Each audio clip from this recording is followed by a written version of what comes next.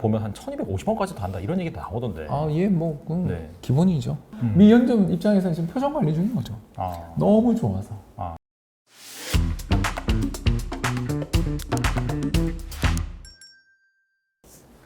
네, 홍춘욱 박사님 모셨습니다. 안녕하세요. 네, 안녕하세요. 반갑습니다. 네, 홍춘욱 박사님 모시고 최근에 주식시장이 좀 어지러운데 이런 여러 가지 경제 변수들을 짚어보고 또 이러한 상황에서 과연 투자할 만한 곳은 또 어딘지 이 부분에 대해서 알아보도록 하겠습니다.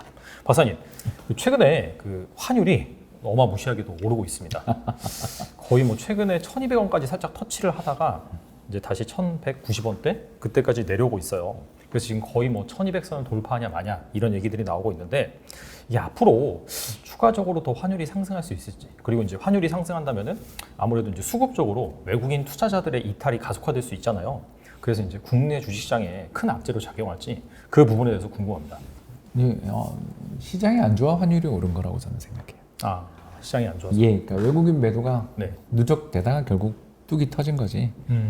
이렇게 뭐 이렇게 환율이 올라가서 외국인 매도를 부른다고 말하기는 어려운 것 같아요. 그러니까 주된 요인이 네네. 글로벌 자금이 EM 신흥 시장에서 빠져나가는 게 문제지.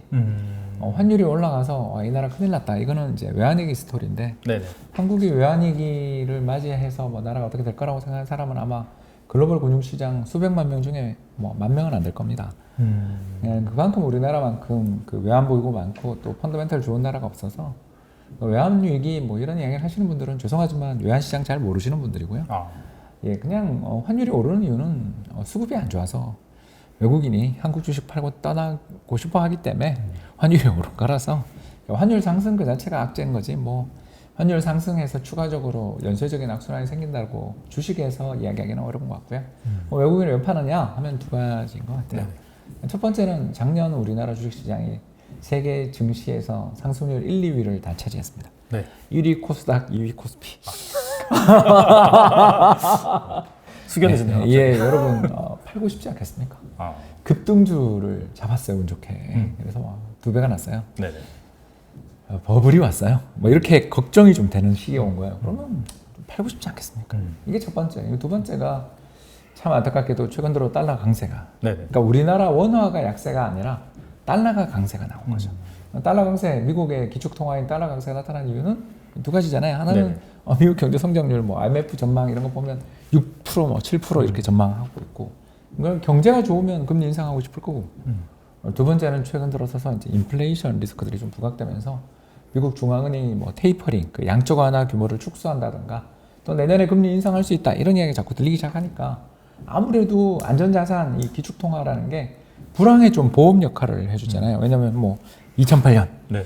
2020년, 97년 이런 우리나라가 지난 한 25년 동안 겪었던 큰 위기 때마다 환율이 전부 바닥에서 최하 못 올라도 한 200원 올랐단 말입니다. 그러니까 이것 때문에 경제에 어떤 충격이 발생하는 위기가 발생할 때는 달러를 들고 있는 게 편하다. 이런 보험을 가입하고 싶은 거죠. 근데 그 보험이 가격이 인하가 되는 거예요. 금리가 인상되면 네네. 보험료를 물지 않고 네. 오히려 돈을 줘. 이자를 주니까. 그러니까 그 무슨 말인지 아시겠죠? 네네네. 그러니까 달러를 보유하면 옛날에는 제로금리였는데 네. 막 시장금리가 올라가면서 이자율이 올라가요. 네. 자, 그렇다면 만일을 대비해서 달러를 좀 보유하고 싶은 게 사람 마음인데 미국 금리가 올라가고 미국 시장금리가 올라간다 그러면 굳이 다른 나라 자산 그렇게 힘들게 투자할 이유가 잘 없을 수 있는 거죠. 네. 즉 쉽게 이야기해서 절판 마케팅입니다. 곧 보험료가 인상되니 보험에 가입하실 분은 지금 올해 연말까지 가입하십시오. 뭐 이런 마케팅 많이 하잖아요. 그렇죠. 예, 그런 것처럼 미국 지금 금리가 굉장히 올라가고 있는 중이니까 지금 미국 달러에 투자하시기 아주 최적기입니다. 이런 분위기들이 지금 조성되고 있는 거죠. 그래서 달러가 강세로 가고 또 더 나가서 외국인 투자자들 보기에 한국 증시 내 투자해서 수익이 짭짤한데 그동안 고마웠다. 그런 거가 좀 이렇게 국가별 비중이 한국이 좀 많이 찼을 가능성이 있는 거죠. 왜냐면 많이 올랐으니까. 그런 걸 좀 정리하는 리밸런싱성 매도, 거기다 달러 강세. 요 둘이 겹쳐져서 외국인이 파니까 수급이 안 좋아져서 주가가 빠진 거죠. 그런데 주가가 빠지는데 환율이 오르니까 환율이 올라서 주가가 빠졌나 보다 이렇게 생각할 수 있는데 그 둘은 서로 상호작용하긴 하지만 일단 제가 봐서는 외국인이 계속 팔고 나가다 보니 달러가 강세이다 보니 주가가 빠진 거지 뭐 환율에만 딱 이렇게 하기는 어려운 것 같습니다. 정리를 하면 사실 우리나라 그런 펀더멘탈은 견조한 수준인데 이게 이제 작년에 많이 오른 것도 있고 최근에 약간 중국을 중심으로 신흥국에 관련된 그런 리스크가 좀 부각이 되면서 그리고 약간 미국 쪽에서는 테이퍼링 이런 이슈도 맞물리고 하니까 그런 이제 약간 리밸런싱 차원에서 돈을 빼다 보니까 결과적으로 시장이 안 좋다 보니까 환율이 좀 하락했다. 그렇게 이해를 할 수 있겠네요. 잘 정리하십니다. 그러면 이제 근데 이렇게 된다면 환율이 그럼 앞으로 더 막 어떤 그런 언론에서 보면 한 1,250원까지도 간다 이런 얘기도 나오던데. 예, 뭐 네. 기본이죠. 그 정도.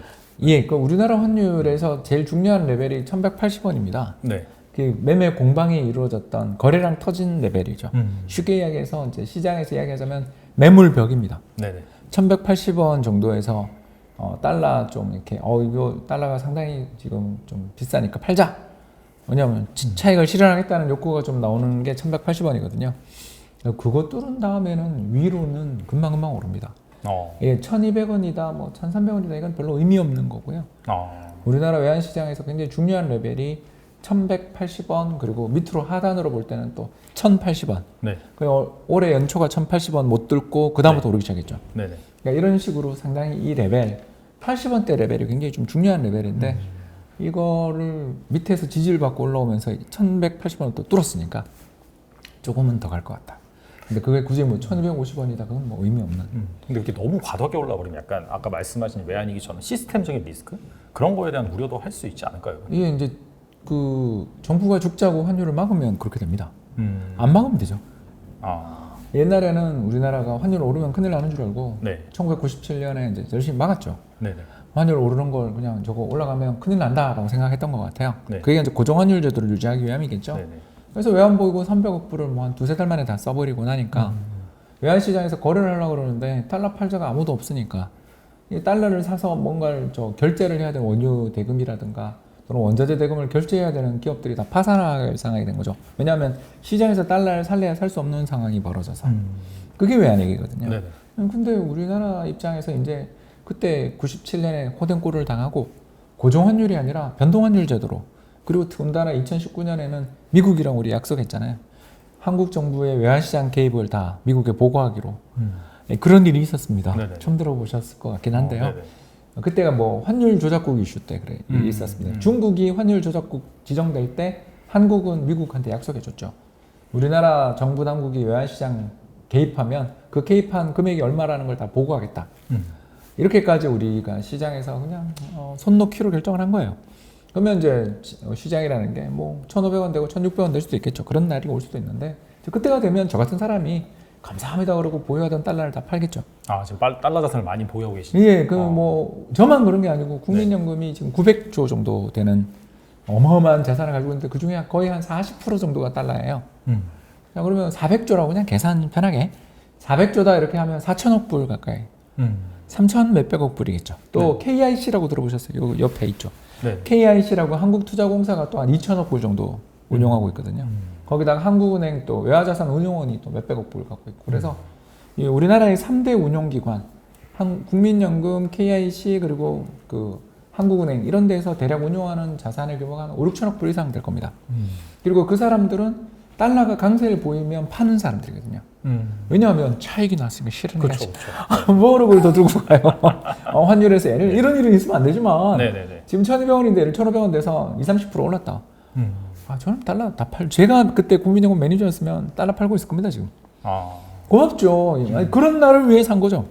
그렇죠. 네. 예, 그러니까 옛날에는 막 정부가 억지로 개입해가지고 네. 그 외환시장에서 외환보유고 오링 나는 바람에 나라가 망했지만 지금은 외환보유고로 개입할 이유가 없죠. 그냥 우리나라 민간이랑 정부 기구에서 어마어마하게 보유하고 있는 달러 자산, 뭐 예를 들어 5천억 불, 5천억 불에 1년에 우리가 경상흑자가 1,000억 불. 네.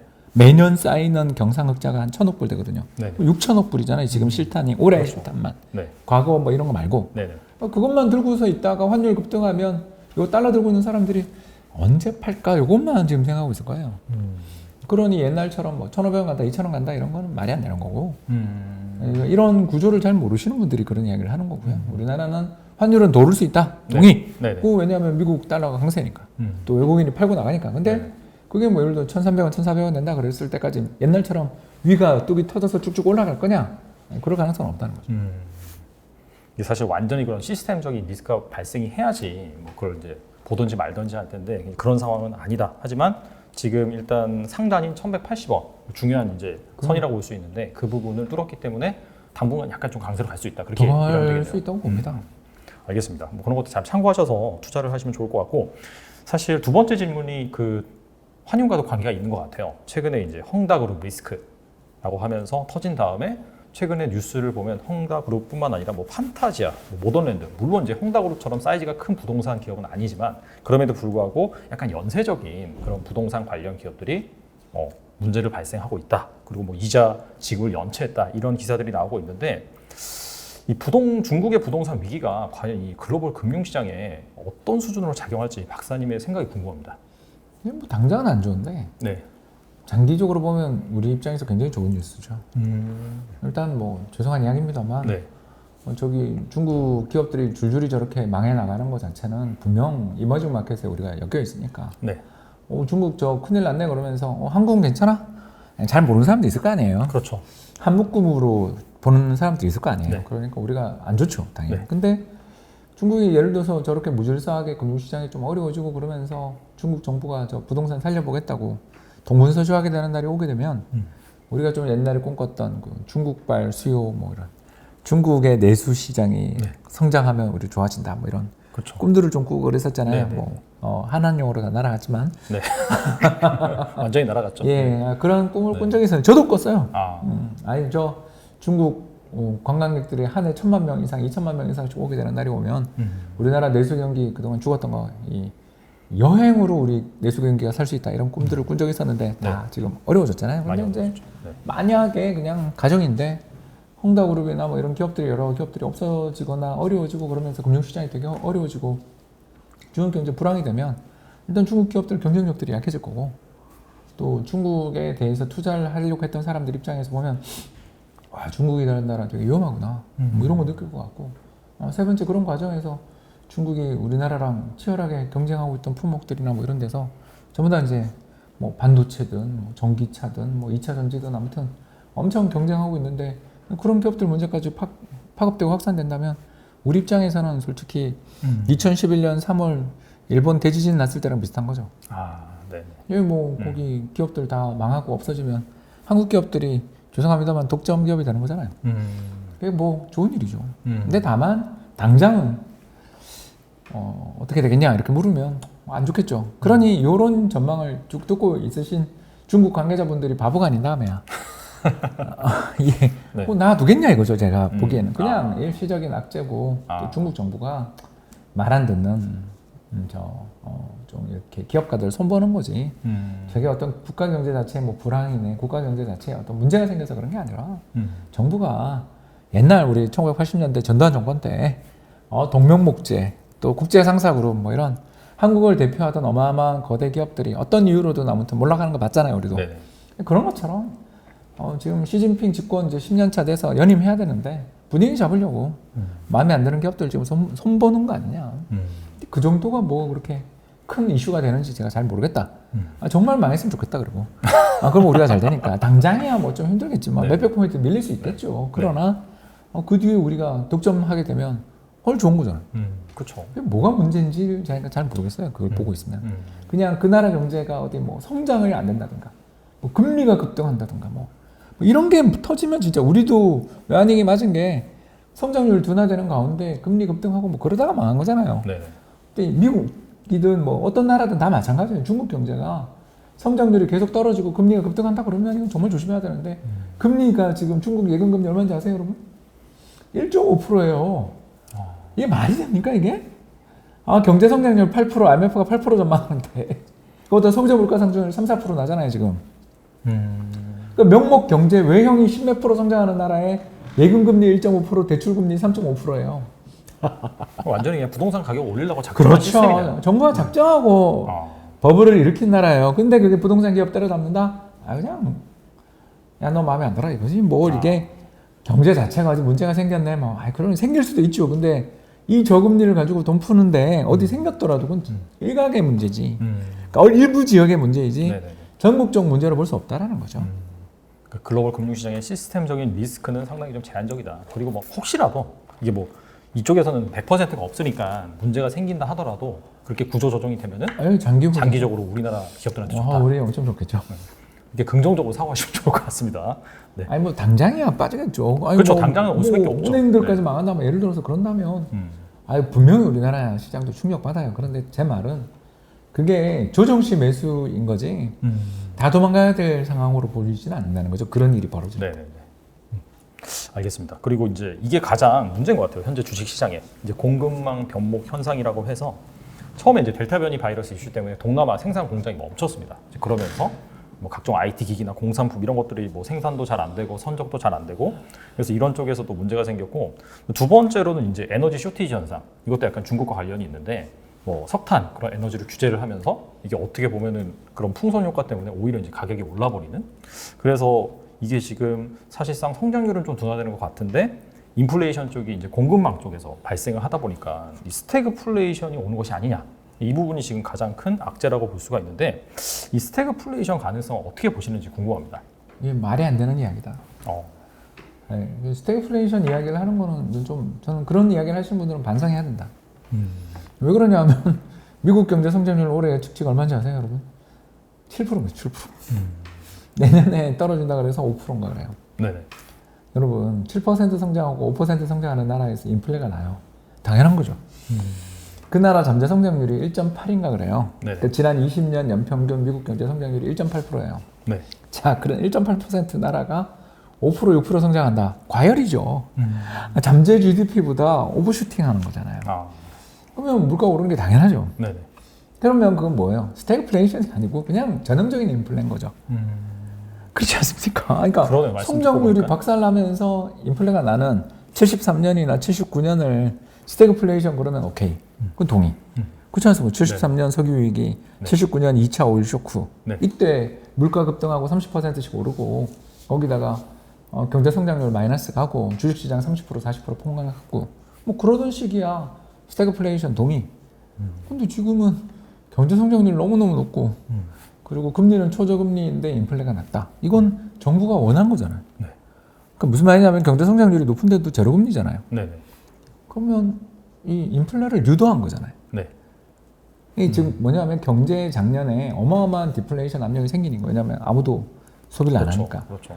그 엄청난 작년에 발생했던 디플레 압력을 소진시키기 위해서 해결하기 위해 인플레를 유도한 거죠. 즉 저희들은 이거를 리플레라고 부르는데요. 다시 인플레이션을 데리고 온다는 뜻입니다. 리플레 정책을 펼친 결과 성공한 거죠. 그럼 좋아해야죠. 물론 뭐 금리가 오르겠죠. 당연합니다. 이거는 어떻게 안 오를 수가 있습니까? 근데 이게 누구나 원하던 정상 경제 아니냐. 그러니까 우리가 그 예전에 서머스 전 재무장관이 했던 이야기가 유명한 이야기 있잖아요. 뭐냐면 뉴 에라다 이러면서 이거 지금 저성장, 저물가, 저금리 시대가 새로운 이 경제의 어떤 패러다임이 됐다.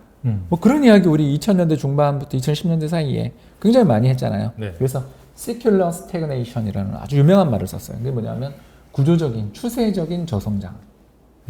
근데 지금 어때요? 그 패러다임을 이야기한 사람이 있습니까? 깼잖아요. 성공한 거죠. 경제가 아무리 노력해도 돈을 풀어도 인플레가 나지 않고 경제가 구조적으로 저성장하고 있는 경제, 그리고 물가도 안 오르는 경제, 그러면서 서서히 디플레이션을 향해서 굴러 떨어지고 있는 경제를 작년에 돈 엄청 풀고 재정정책 엄청 쓰면서 성공적으로 리바운드 시키고 인플레를 유발한 거죠. 뭐가 문제냐? 금리 올리면 되잖아요.